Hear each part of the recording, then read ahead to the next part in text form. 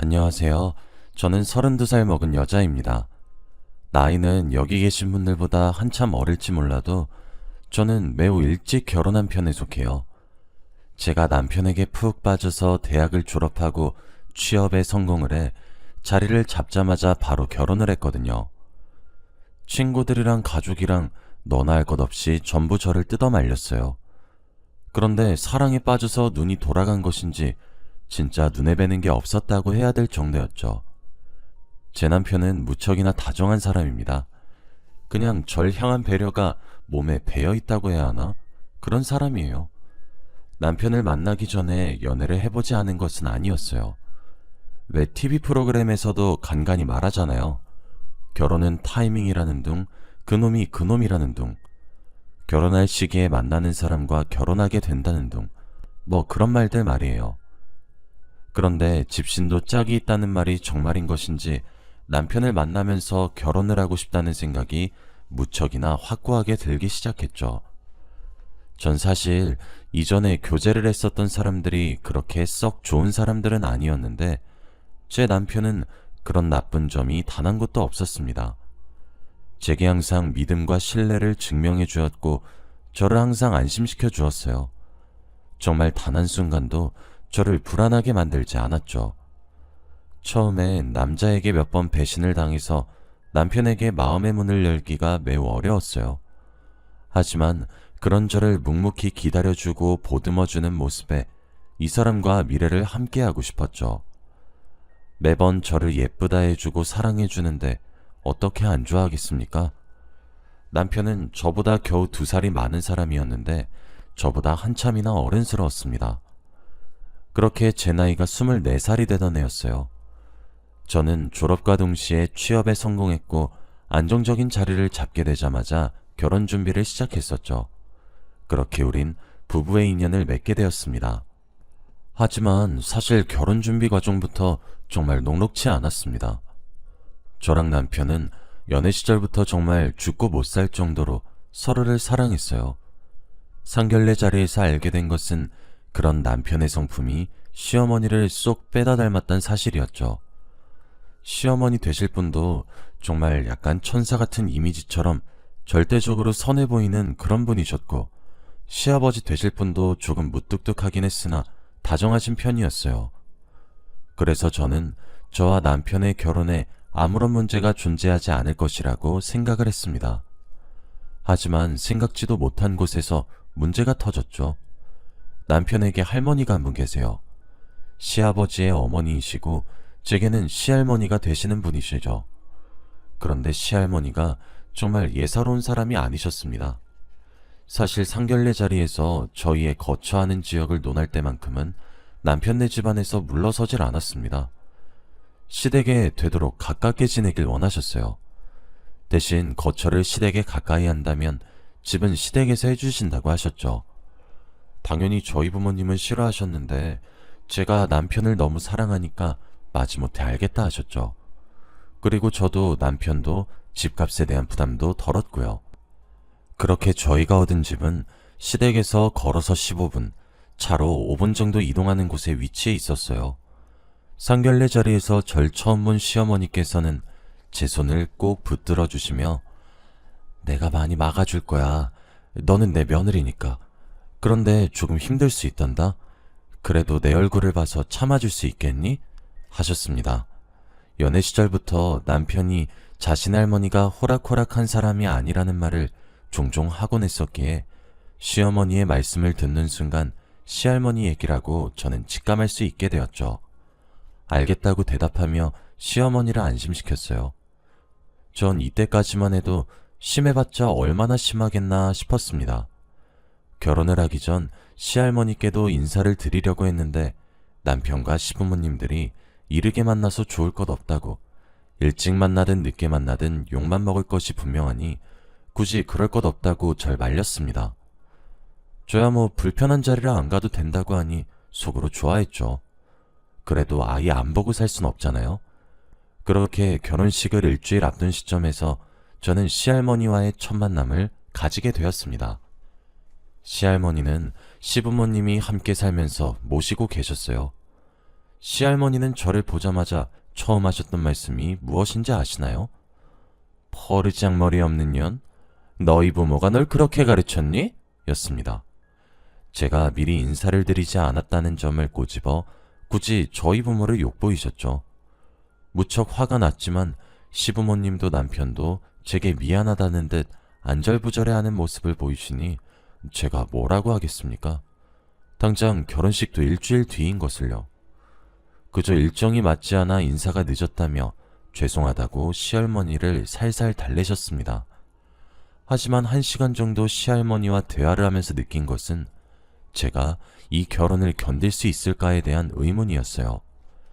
시부모님이 만나지 말라고 남편이 그러라고 해서 전 그 말에 따른 것뿐인데 저를 한없이 모자란 년으로 취급하시고 첫 만남부터 온갖 년들을 제게 갖다 붙이시는데 저도 사람인지라 표정 관리가 잘 되지 않았습니다. 그런 저를 보고 끝까지 버르장머리 없는 년이라고 지칭하셨죠. 시할머니와의 만남이 어떻게 끝나고 시댁 거실로 나왔어요. 제가 나오자마자 시어머니가 종종 걸음으로 달려와 절 꼭 안아주시며 그저 미안하다 하시더군요. 시아버지도 면목이 없다 그러셨고 제 남편도 안절부절 못하더라고요. 한 사람이 제 마음에 걸리긴 했지만 그 사람을 제외하고 나머지가 절 유리구슬처럼 아껴주시니 내가 버틸 수 있겠다 싶은 확신이 들었습니다. 그렇게 예정대로 결혼식을 진행했어요. 결혼식을 올리던 날에도 여러 위기가 있었지만 시부모님과 남편의 발빠른 대처 덕에 겨우 넘어갔죠. 하지만 그건 악몽의 시작에 불과했습니다. 시할머니는 제가 결혼하자마자 저를 쥐잡듯이 잡기 시작하셨습니다. 결혼하면서 알게 된 것은 제가 시댁 가까이 살지 않으면 손주 결혼을 깽판치겠다고 입에 거품을 무시면서 난리를 치셨기 때문이었더군요. 손주 며느리를 곁에 두셔서 하시는 짓거리라곤 혹독한 시집살이를 시키는 것뿐이었습니다. 정말 매일같이 시댁에 들러야 했어요. 아침 저녁으로 말이에요. 나이를 많이도 잡수셨는데도 어찌나 총명하시고 기운이 팔팔하게 넘치시는지 1시간이 멀다 하고 전화질을 해야 되는데 제가 집에서 살림만 하는 사람도 아니고 회사고 나발이고 때려칠 수도 없는 노릇인데 그걸 아시면서도 전화를 받을 때까지 거십니다. 전화를 안 받으면 되지 않느냐 하시는 분들도 있으시겠죠. 그런데 안 받으면 난리가 납니다. 시댁에 깽판이랑 깽판은 다 치시고 저희 시어머니랑 형님을 쥐잡듯이 잡으세요. 시어머니랑 형님, 제게 정말 잘해주시는 분이세요.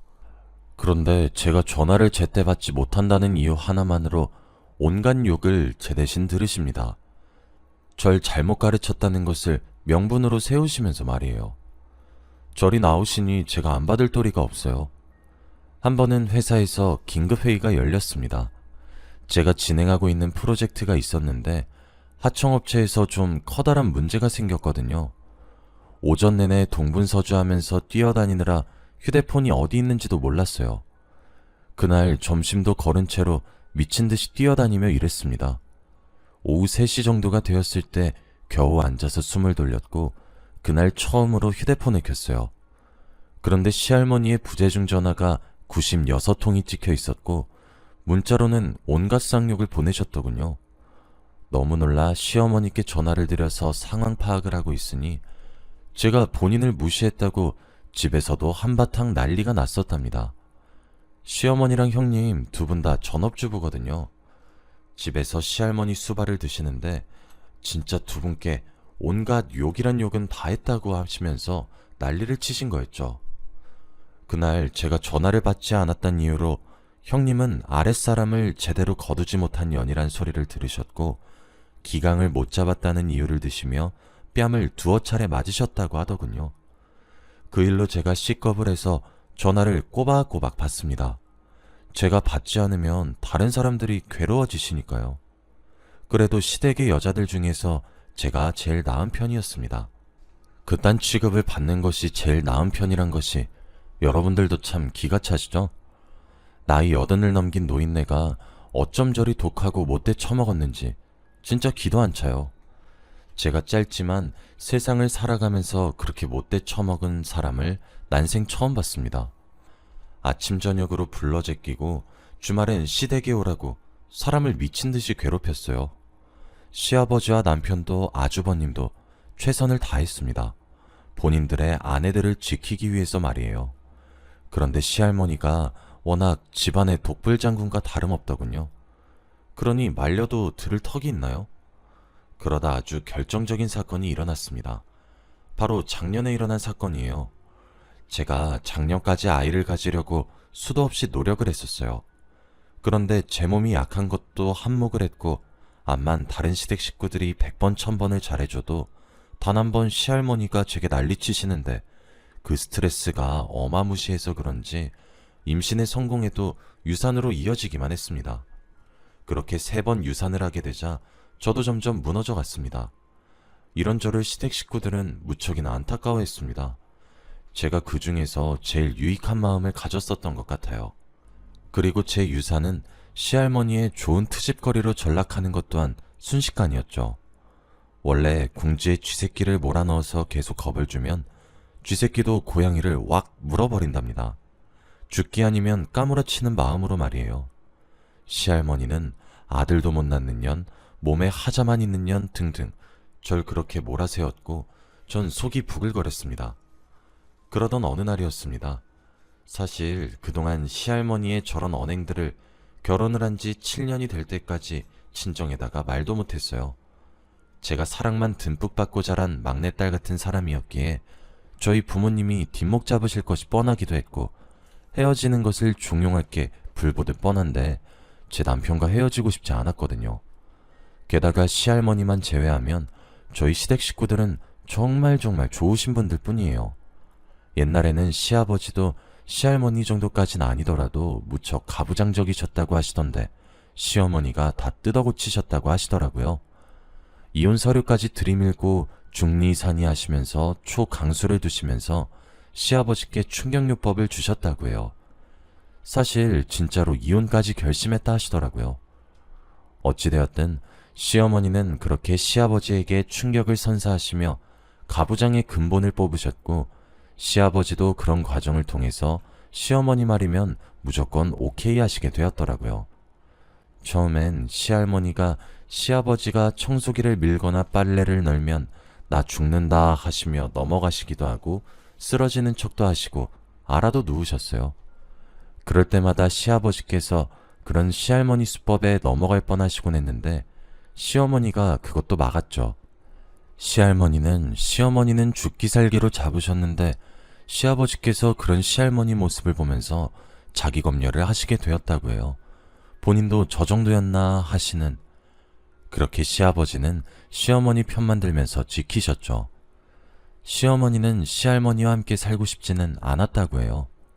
본인이 아이들을 낳았는데 시할머니를 닮을까 싶어서요. 게다가 아들을 낳으면 몰라도 딸이 태어났을 때 받을 상처가 너무 끔찍하셨다 하셨죠. 시어머니는 그때 시아버지께 요구했어요. 본인을 선택해서 아이도 낳고 잘 살던가 아님 이혼하자고요. 이런 환경에서 좋은 가정을 꾸릴 자신이 없다고 하시면서요. 그때 시아버지께서는 시할머니가 아닌 시어머니를 선택하셨고 두 분은 분가를 하셨어요. 분가하고 아주버님과 제 남편을 낳고 잘 살고 있으셨죠. 그런데 어느 날 시할머니 몸이 급격히 나빠지셨고 병에 걸리시게 되었어요. 그리고 그걸 계기로 결국 지금까지 합가해서 모시면서 살고 계시더라고요. 시어머니는 아주버님과 남편을 아주 엄하게 가르쳤지만 사랑으로 가르쳤습니다. 아내 귀한 줄을 알아야 하고 여자를 아낄 줄 알아야 하며 가정적인 사람이 되라고 가르치셨습니다. 시할머니가 부둥부둥해서 버릇이 없어질 만하면 시어머니가 훈육을 하면서 일깨우고 그런 식으로 말이죠. 그래서 아주버님도 남편도 성품이 훌륭하고 형님 또한 좋으신 분입니다. 그리고 그 모든 것을 해낸 시어머니 또한 대단하신 분이세요. 시아버지도 아주버님도 남편도 가만히 있던 것만은 아니에요. 다만 시할머니가 너무 강하셨던 것이죠. 그래서 저는 이혼을 하고 싶진 않았습니다. 그렇기에 친정에다가 숨겼어요. 저희 부모님은 당장 갈라서라고 말을 할 것이 뻔해서요. 자꾸 유산을 반복하다 보니 친정에서 제 걱정이 이만저만이 아니셨어요. 저도 스트레스를 받으며 점차 우울감에 빠져 살기 시작했죠. 시할머니고 나발이고 진짜 꼴도 보기 싫더라고요. 형님이 피해를 보든 시어머니가 타박을 받든 그것도 제가 여유가 있어야 시할머니 시집살이를 견디는 건데 아이를 3번이나 떠나보내면서 제게는 한 톨의 여유도 남아있지 않은 지 오래였어요. 그깟 시할머니가 뭐라고 제 아이들을 떠나보내야 하는지 억울해서 미칠 것 같았고 밤잠도 설칠 정도로 힘들어했어요. 그리고 그런 저를 보며 남편은 정말 살뜰히 보살폈죠. 계속 피했습니다. 시어머니도 형님도 본인들 신경 쓰지 말고 잠시 혼자 있는 시간을 가지라고 하셨죠. 그렇게 시할머니 연락도 그냥 차단한 채로 일주일을 보냈고 그렇게 어느 주말이 다가왔습니다. 토요일 아침 띵동거리는 초인종 소리에 밖을 내다보니 저희 부모님이 서 계셨어요. 양손 가득 보따리를 들고 깜짝 방문을 하셨더라고요. 제가 유산을 반복하면서 힘들어하니 몰래 오셨던 거였어요. 온갖 반찬들과 제가 좋아하는 것들, 그리고 보양식을 바리바리 싸들고 전해주러 오셨더군요. 마음이 편안해지면서 너무 감사해하고 있었던 그때 다시 한번 초인종 소리가 들렸고 인터폰을 확인하지 않은 채 문을 열었습니다. 그리고 저는 머리채를 잡혔죠. 그 불청객은 다름 아닌 시할머니셨어요. 제가 고작 일주일 연락을 차단해서 단 한 통도 받지 않으니 화가 머리끝까지 나셔서는 토요일 오전부터 불이 나게 저희 집을 찾아오신 거였어요. 제 머리채를 잡고 흔들기 위해서 말이에요. 노인네 힘의 근원이 대체 무엇이길래 그렇게 힘이 남아도는 것인지 진짜 머리털이 아니라 머리가 뽑히는 듯한 기분이더라고요. 비명을 깨악깨악 지르고 있었고 가장 빨리 정신을 차린 사람은 제 남편이었어요. 남편이 뜯어 말리는 것을 보면서 저희 부모님도 정신을 차렸고 그렇게 저희 부모님과 남편 3사람이 동시에 달려들어 뜯어 말리고서야 저는 시할머니의 소나기에서 풀려날 수 있었습니다. 바닥에 주저앉은 저를 내려다보며 정말 입에 담기도 힘든 욕을 저희 부모님 앞에서 제게 보란듯이 쏟아내시더라고요. 그리고 현관 대리석 타일에 흩날리고 있는 한 움큼의 제 머리카락을 본 순간 7년간 참았던 것이 터졌어요. 이성이 끊긴다는 기분이 딱 그것일 거라고 전 생각이 듭니다. 지금도 그 상황을 떠올리려고 하면 기억이 아주 희미하게 나거든요. 저희 아버지는 지금 무슨 말을 하는 거냐고 화를 내고 있었고 어머니는 저를 꼭 끌어안아주고 있었어요. 저는 용수철이 튕겨나가듯 벌떡 일어나서 시할머니 머리를 잡았습니다. 아무리 힘이 남아도셔도 저는 30대고 시할머니는 노인네예요.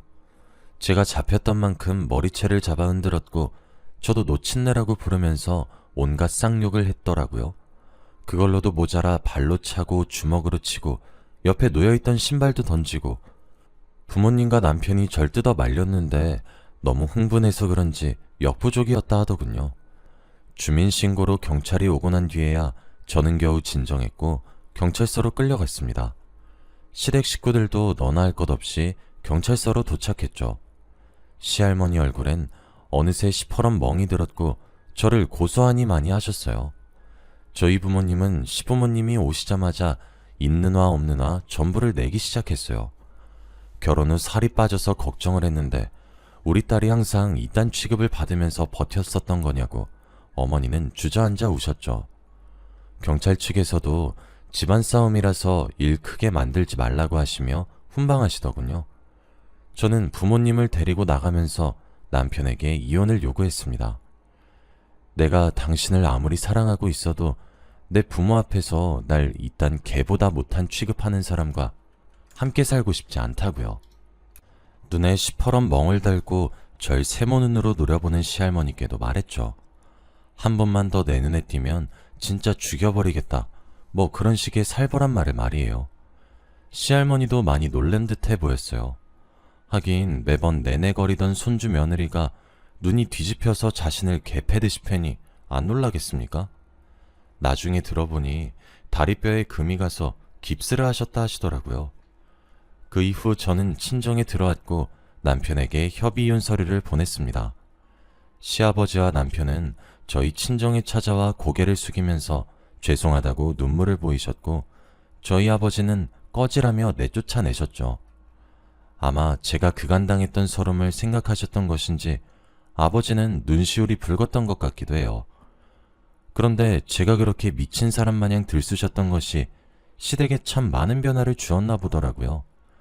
시부모님이 시할머니께 통보했다더군요.